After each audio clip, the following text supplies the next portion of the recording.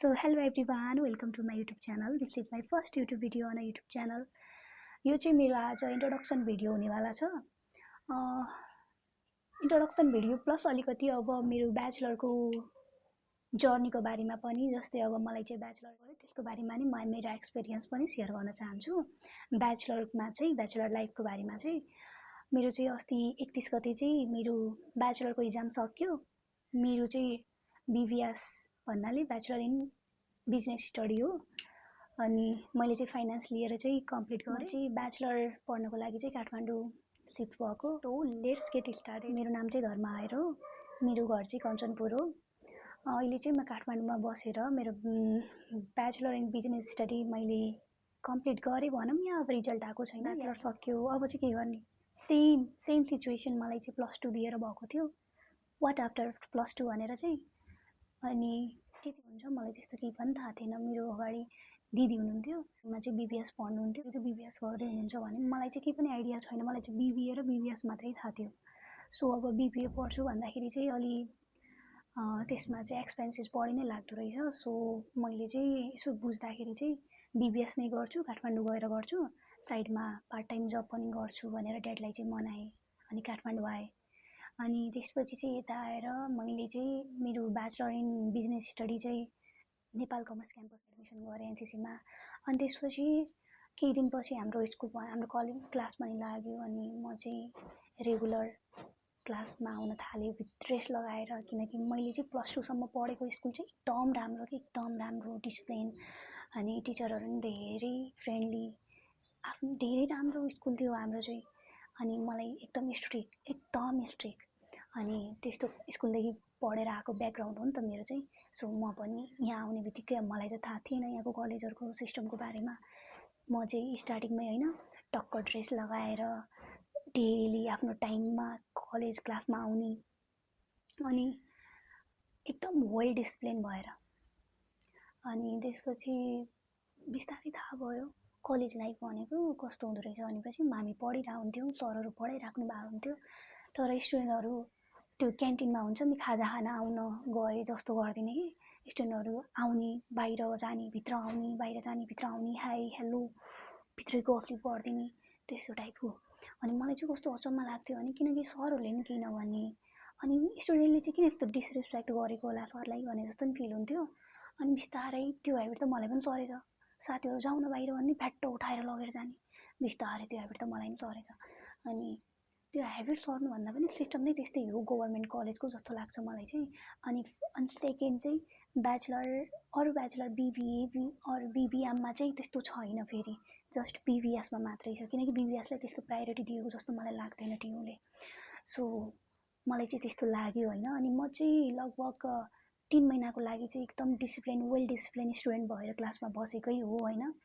अनि त्यसपछि बिस्तारै मलाई पनि त्यस्तै साथीहरूकै सङ्गत गर्दाखेरि चाहिँ अब साथीहरूलाई मलाई बिगाऱ्यो भन्न खोजेँ होइन कि, अब त्यस्तो इन्भाइरोमेन्ट नै त्यस्तो भएर चाहिँ। अनि साथीहरूले चाहिँ भन्दै कि अब यो BBS जोइन गर्नु भनेको चाहिँ साइडमा पार्ट टाइम जब गर्नलाई हो, अनि पार्ट टाइम जब गर्नुपर्छ, एक्सपिरियन्स हुन्छ, BBS त क्लियर भइहाल्छ नि, इजी नै हुन्छ भन्ने जस्तो मेरो माइन्डमा पनि त्यही आयो। त्यस्तै हो कि क्या हो जस्तो। अनि त्यसपछि मलाई त पार्ट टाइम जब गर्नु थियो, किनकि म ड्याडीलाई त गर्थेँ कि त्यही भनेर आएको थिएँ, म चाहिँ गर्छु, म्यानेज गर्छु, आफ्नो फाइनेन्सियल कन्डिसन आफै म्यानेज गर्छु भनेर आएको थिएँ। अनि त्यसपछि मेरो चाहिँ अब मेरो फर्स्ट काम चाहिँ कन्सल्टेन्सीमै गरेको थिएँ मैले चाहिँ। अनि त्यो पनि ठुलो कहानी छ। इन्टरभ्यूदेखि लिएर मैले त्यहाँ गरेको काम गर्ने टाइमको एक्सपिरियन्स, अनि यताउता त्यसको पनि छुट्टै कहानी छ, एकदम रमाइलो छ हजुरहरूसँग। सो अहिले चाहिँ यही BBSको बारेमा कुरा गरौँ है। अनि कस्तो भयो भन्दाखेरि, अनि त्यसपछि मैले चाहिँ 3 महिना चाहिँ म रेगुलर आएर त्यसपछि मैले चाहिँ जब खोजेँ, जब जोइन गरेँ BBS। मतलब कलेज चाहिँ म कहिलेकाहीँ जस्तै अब बिदा मागेर कहिलेकाहीँ कलेज चाहिँ आउँथेँ म। अनि त्यस्तो मैले भने त क्लासमा आउन जाने गर्दिनँ। अनि हाम्रो पनि माइन्ड उस्तो हुने, सरहरू पनि नपढाउने, लाज हुन्छ छोडिदिउँ न त स्टुडेन्टहरू छैनन् भन्ने टाइपको। अनि मलाई चाहिँ इन्भाइरोमेन्ट कस्तो लाग्यो भने कि यही हो र ब्याचलर, मेरो क्लास त मतलब मेरो स्कुल त कस्तो थियो, यसरी नै कसरी पढ्ने होला टाइपको भयो। अनि बिस्तारै जब 0 knowledge about the abroad study. But कन्सल्टेन्सीमा काम गरिसकेपछि मलाई थाहा भयो कि जे म सोचिरहेको थिएँ त्यो त रहेनछ, डिफ्रेन्ट रहेछ। म पनि सक्छु होला विदेश जान भन्ने दिमागको बत्ती चाहिँ मेरो 1 वर्षपछि जल्यो। अनि 1 वर्षपछि जल्दाखेरि चाहिँ ठ्याक्कै 1 इयर लस भइसकेको थियो। अनि मैले यता ब्याचलर पनि जोइन गरिसकेको थिएँ। सो यसो बुझ्दाखेरि यताउता साथीभाइ बुझ्दाखेरि चाहिँ 1 इयर लसले चाहिँ केही पनि हुँदैन। Just if you want to go abroad study so you can apply भने जस्तो कुरा गर्नुभयो साथीहरूले, दाइहरूले यताउता। अनि हुन्छ नि त, I also want to go abroad त्यस्तो दिमागमा आयो। So I have done IELTS. अनि मैले आइएल्सको इक्जाम पनि दिएँ। अनि त्यसपछि त्यसको पनि छुट्टै कहानी छ लाइफमा। यति कहानी नै कोही नभएर, अगाडि बाटो देखाउने मान्छे कोही नभएर आफै गरेर बुझेर चोट खाएर थाहा पाएर होला मसँग एक्सपिरियन्स अरूभन्दा बढी नै छ जस्तो लाग्छ। अरूले एक्सपिरियन्स गर्नु पनि नपरोस् यस्तो। अनि मलाई चाहिँ त्यसको बारेमा नि छुट्टै कहानी छ। जस्तै अब एब्रोड स्टडीको बारेमा, त्यसको बारेमा नि छुट्टै कहानी छ। काम मैले फर्स्ट जब गरेको बारेमा नि छुट्टै। मैले जब गरिरहेको थिएँ नि त। जब गर्दाखेरि चाहिँ कस्तो हुन्थ्यो भने कलेजको टाइम चाहिँ मेरो चाहिँ 11 टु त्यही 2:45 या 3 त्यति नै हुन्थ्यो। अनि त्यति बेला चाहिँ मेरो जबको टाइम चाहिँ 9 बजेदेखि बेलुका 6 बजेसम्म, 5 बजेसम्म हुन्थ्यो। कहिलेकाहीँ चाहिँ 5-6 बजे त्यसरी नै हुन्थ्यो। भनेपछि मेरो कलेज चाहिँ पटक्कै कलेज आउन चाहिँ पुरै बन्द भयो।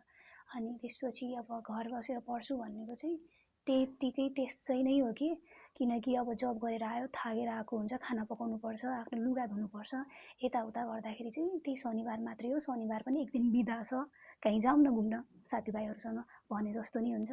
त्यसो भएर चाहिँ मेरो चाहिँ लगभग ब्याचलरको 3 वर्ष चाहिँ जबमै गयो वेस्ट। प्लस बिचमा चाहिँ मैले चाहिँ सेकेन्ड इयरको इक्जाम दिएर चाहिँ एब्रोडको बारेमा नि गरेको थिएँ, एब्रोडको प्रोसेस पनि गरेको थिएँ। त्यहाँ के भयो भनेपछि म नेक्स्ट भिडियोमा भन्छु हजुरहरूलाई। सो समग्रमा बुझ्नुपर्दा चाहिँ मेरो लगभग 3 वर्ष कम्प्लिटली वेस्ट भयो। प्रोसेस गर्दाखेरि केही दिमागमा हिट्स भयो, केही भयो भएन, त्यही भएर। अनि फ्यामिलीले पनि काम त गर्नु ठिकै हो, एक्सपिरियन्स राख्नु ठिकै हो, बट पास हुनु पऱ्यो। किनकि मेरो त ब्याकग्राउन्ड फ्रम प्राइभेट स्कुल, अनि त्यही माथि राम्रो ग्रेड ल्याएर एकदम वेल डिसिप्लिन एन्ड अनि एकदम ट्यालेन्ट स्टुडेन्ट भएको ब्याकग्राउन्ड हो मेरो चाहिँ +2 सम्म।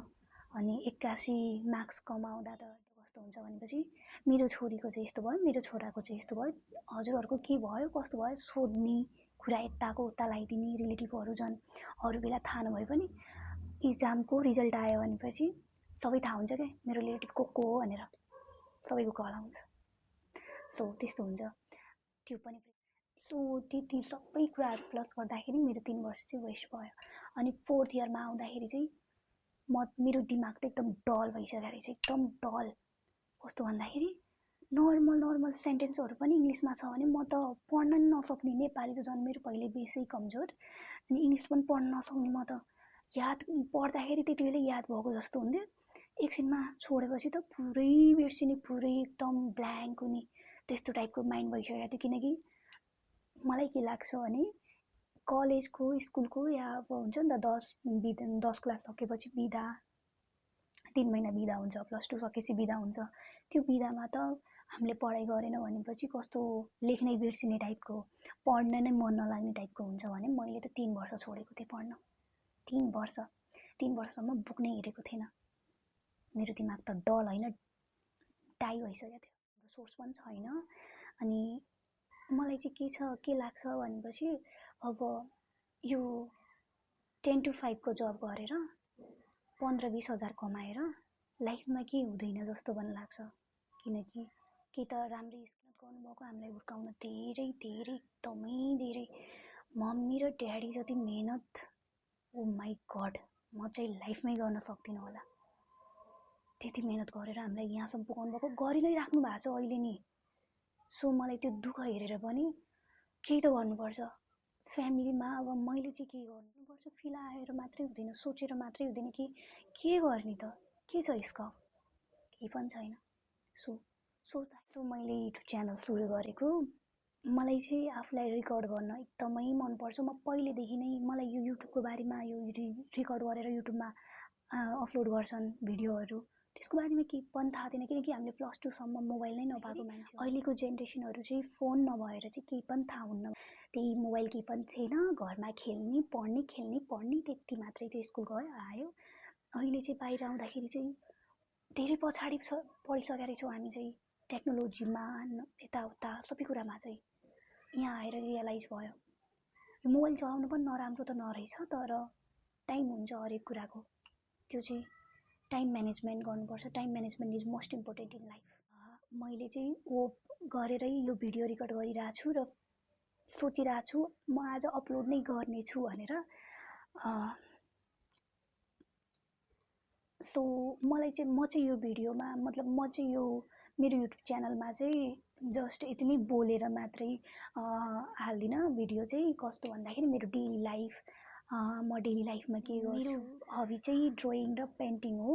अनि मैले यदि त्यो सम्बन्धी केही अहिले चाहिँ मैले जस्ट पेन्टिङमा राखेको छु त्यो चाहिँ, अनि त्यो सम्बन्धी मैले अब ड्रइङहरू पेन्टिङहरू गऱ्यो भने त्यो पनि आई विल सेयर। धेरै लामो भयो जस्तो छ यो इन्ट्रोडक्सन भिडियो पनि। Sorry for my channel and like comment केही अब मैले केही गलत बोलिरहेको छु, केही मिस्टेक फिडब्याकहरू अनि दिन सक्नुहुन्छ मलाई चाहिँ, म त्यसलाई पोजिटिभ छु। अनि so thank you for watching my video.